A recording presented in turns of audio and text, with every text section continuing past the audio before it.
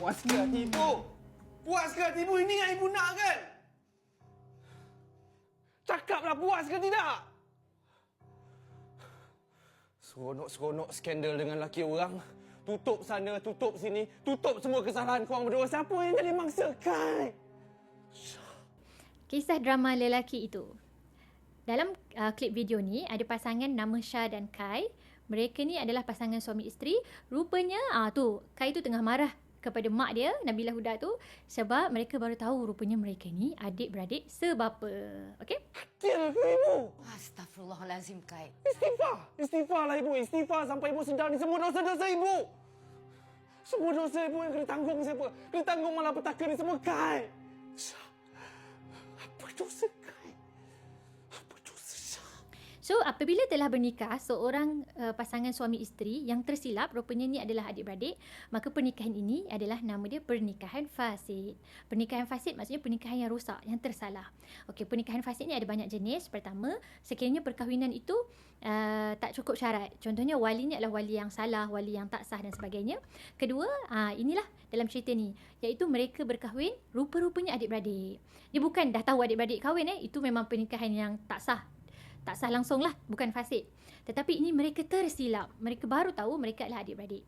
So, nama dia pernikahan fasid.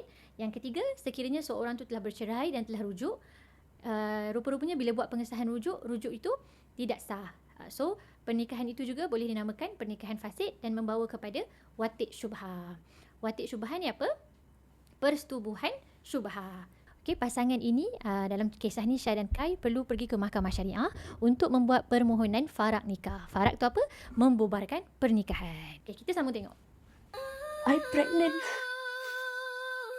Tak mau kehilangan, tapi Are you serious?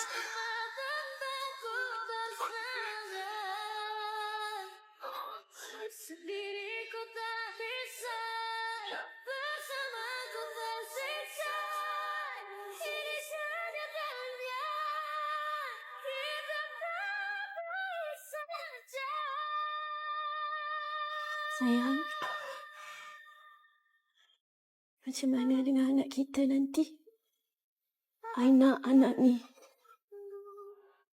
Dia tak salah. Jangan bagi dia siksa. Macam I tengah sukses sekarang ni. Apa sebenarnya status anak yang lahir daripada hubungan pernikahan yang fasid, okey? Maka untuk pengetahuan semua, anak daripada hasil watik syubhah adalah anak yang boleh dibinkan kepada bapa biologinya. Dia berbeza dengan anak zina ataupun anak luar nikah.